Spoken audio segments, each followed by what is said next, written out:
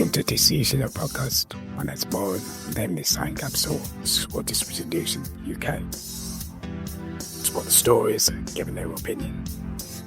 As many of us already know, disabled people, news affects our lives. It's very rare to represent in the media. So then this podcast is no effort to try and address that. Hello, the first story is about working pensions is finalised the new back rates for the 2026-27 year. Most expected related benefits will see a 3.8% increase based on September 2025 CPI inflation figures. What this means, real terms, is that the daily enhanced core weekly rate will go from £110.40 to £140.60. It will go from £73.90 to £76.70. The mobility aspect will go from element of people will go from £77 pence to £80. So that's £77. 5 pence to £80. And attendance allowance will go from £110.40 to £114. And carriage allowance will go from £88.30 to £86.45. So there's an upgrade, but look, any upgrade's a good thing. And the climate that we're in, economic climate, got a biggie and with other things happening, such as certain issues happening in the wide world. You know, there's going to need, everyone needs more help, I suppose, and, the company has stressed that he's looking, Keir Starmer made a commitment that he would tackle the cost of living crisis. That's why he said he's going to fight the local elections on. I can't see there being an additional help for disabled people, but you never know.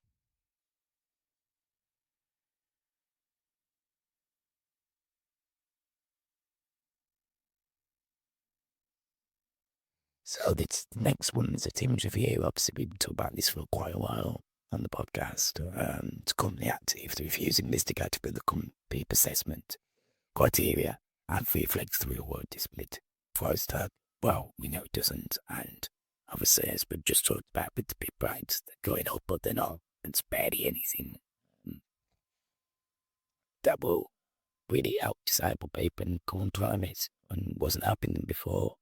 To state the results of the Teams review.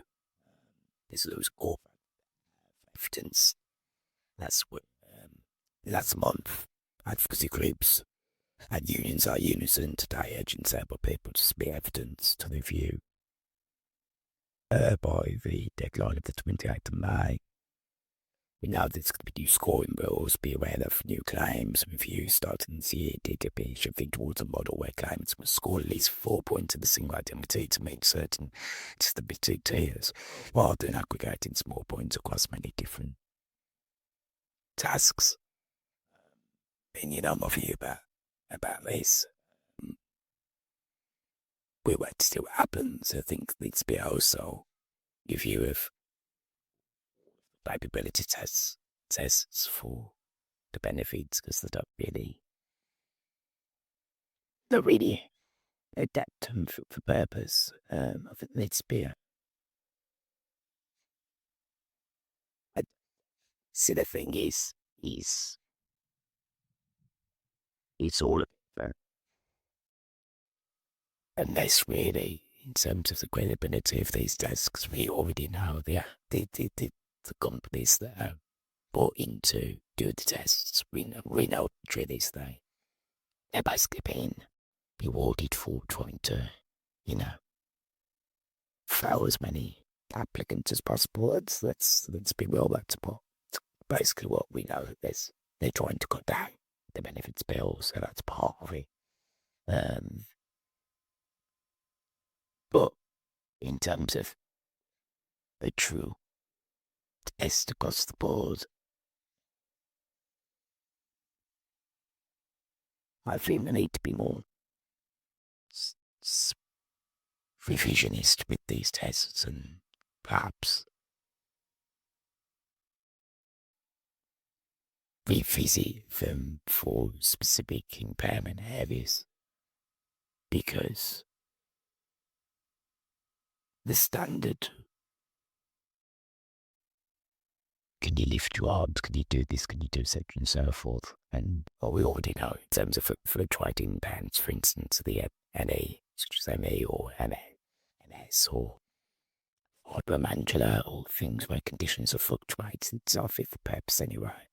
That is the same with social care, but assessments, but in terms of like fitness for work and in terms of everyday tests, they should be specific to areas of conditions, and if they're spending enough money, millions of pounds on these contracts, then they can bring in specialists that know certain key conditions or certain key um conditions and the, the inherent effects of those impairments. So I think they need to be based around that and have a, obviously it's got to move forward, but I think it can be more nuanced in specific areas of impairment in order to really reflect the effects that it has on an individual on their day-to-day tasks, in both areas, whether it's PIP and work capability.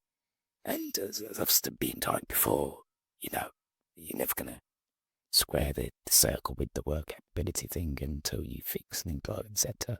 But I do think they need to revise this whole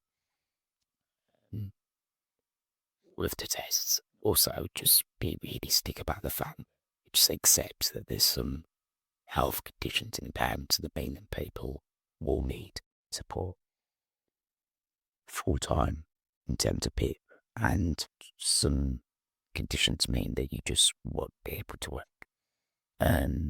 Just be realistic about it, and obviously they are going to, but I think, the ways the irony is that they want to got benefits, but they waste so much time testing things that they don't need to test, that effectively you're wasting the budget that you should be getting the budget, and it's growing if you go into statistics, which, many group will say that that's not true. I'm not wanting to say whether it's true or not true.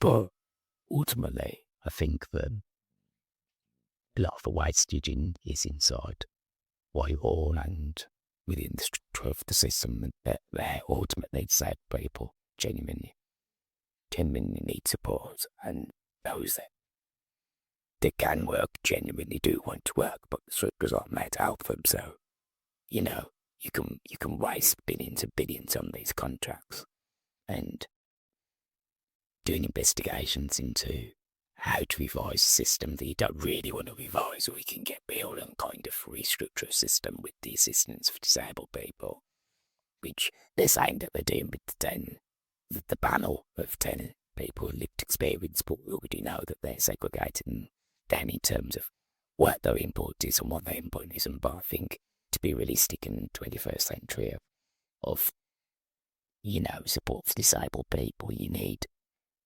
really need to recreate a system. I think it would, if they just conceded that it's to complaise and they work towards genuinely trying to rebuild the system. People that need support and rebuilding access to work and forgetting all these thousands of other schemes, access to work well, blah, blah, blah, blah, and all these other, things up the back of the access to work kind of schema, which they're trying to eradicate, and just got real about what there is to do, then I think they'd make progress, because they're not intentional about it. They're basically effectively wasted more money, to them of parliament after parliament, revisited something and tried to, polish a policy that's effectively adhered because it doesn't work and it will never work, and it's set up to do the opposite of what it's advertised to do, but ultimately, even the hidden aim that they've got, which is to reduce, well, the hidden aim that they create, that they want to reduce the benefit bill, they'll never do it realistically in the way that they want to do it because there's no competence in how they've revamped this. Anyway,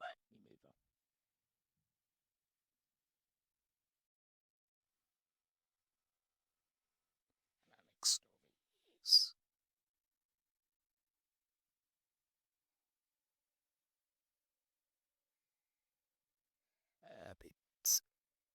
It's the Parliament Transport Committee recently had a high profile debate on the access denied report. The government isn't supposed to give teeth to the upcoming accessibility charter to ensure transport operators are legally held accountable to service failures such as parking leaks or lack of rampant access. New standardised rules for disabled bus passes across England came to effect earlier this month. For last month, aimed at reducing postcode lottery for companion travel. Um, hopefully,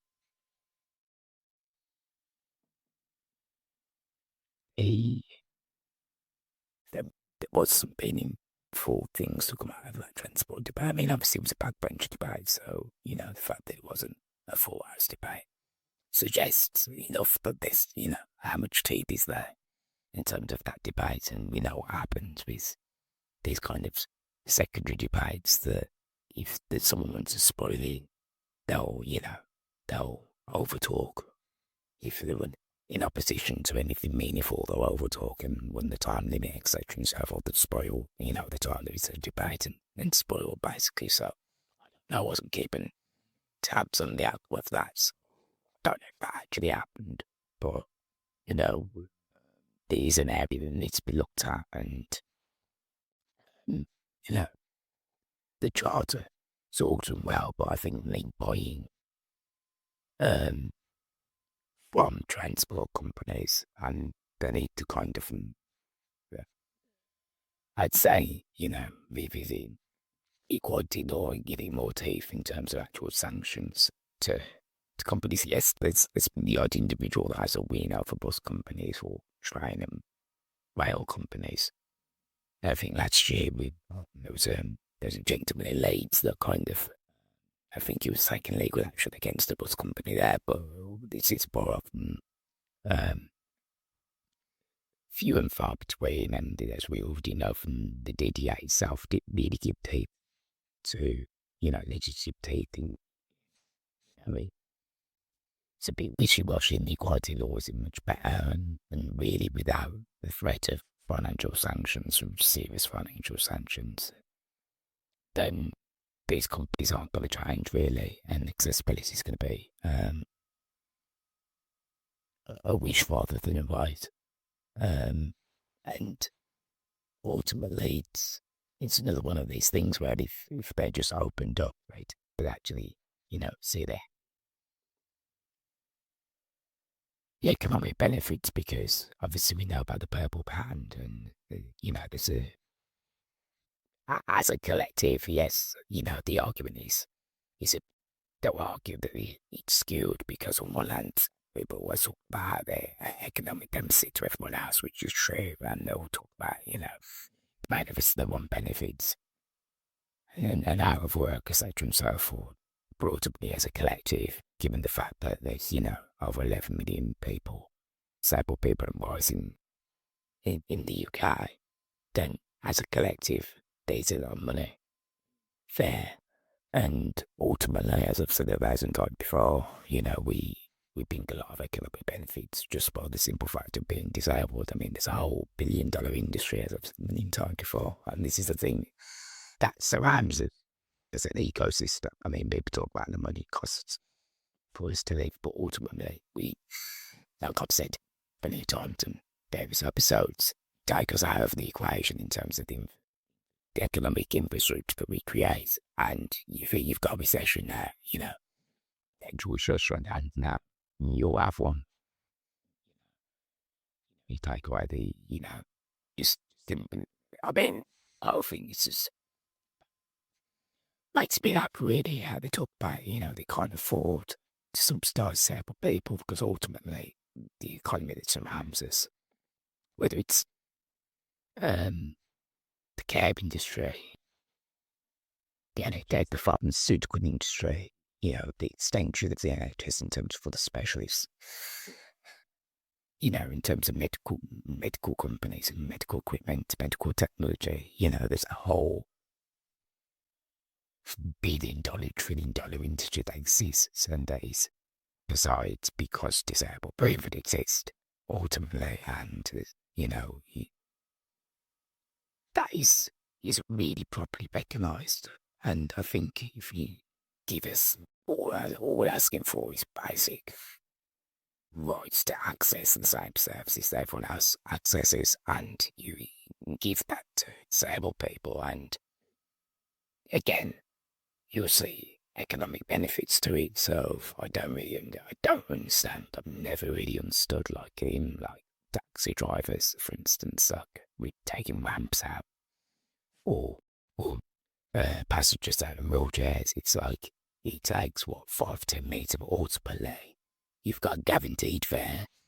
The amount of people that kind of it might be different now with Uber because obviously you pre-book it, but back in the day, the amount of people that used to jump out of taxis, jump fares and things, even on buses, there's, you still see people that jump fares, trains, it's like the same, it's $1 billion, deficit for train companies. Whereas you're not going to get that with a lot of disabled people, particularly those they're heavy people with access needs in terms of mobility needs who use wheelchairs and scooters. They're becoming indeed fair for what? A few more minutes? Getting ramp apps or whatever.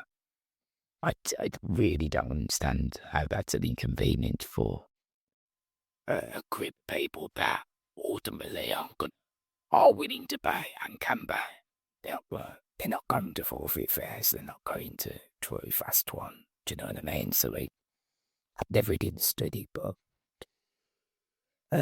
we fight on. Where?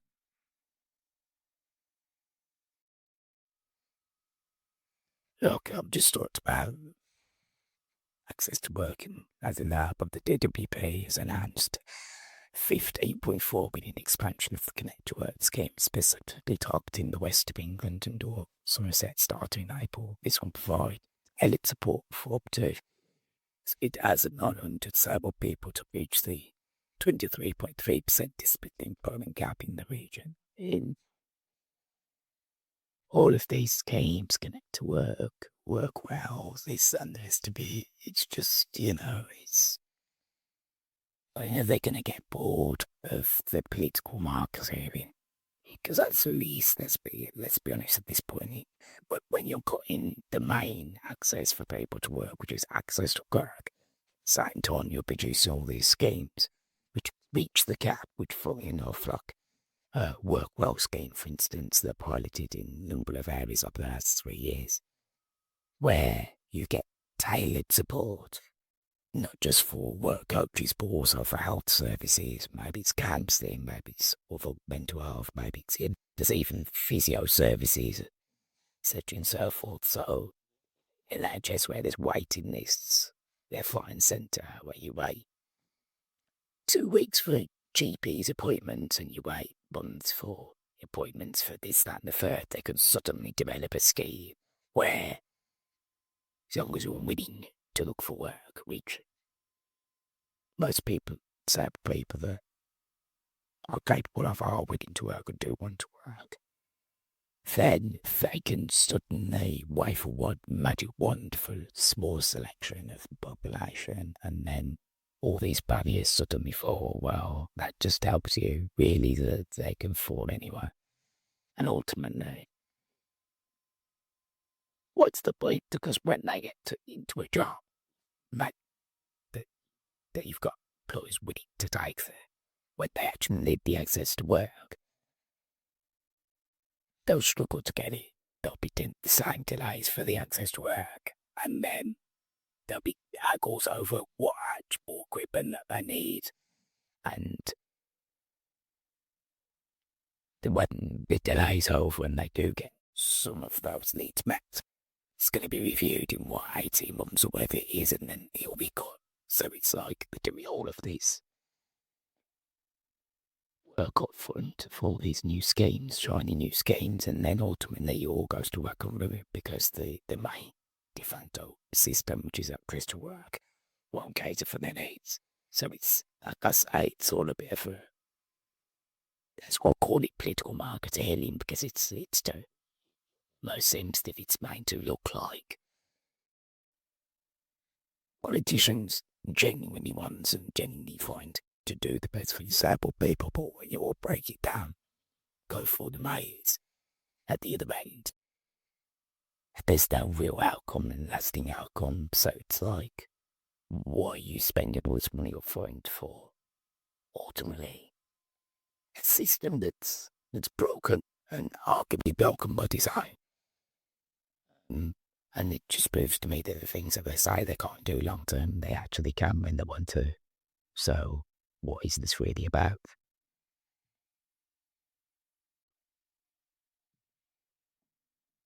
And it's all very cool being obsessed about getting people into jobs, but ultimately, still got to tackle the cost of living. And we all know the cost of living for disabled people very higher than everybody else. So when you go into entry jobs, ultimately, you're not enabling disabled people to work their way out of poverty. In some ways, you're not enabling them currently. Anybody else, let's be honest. So even people on 6-figure salaries struggling, cost of living, etc. and so forth. So it's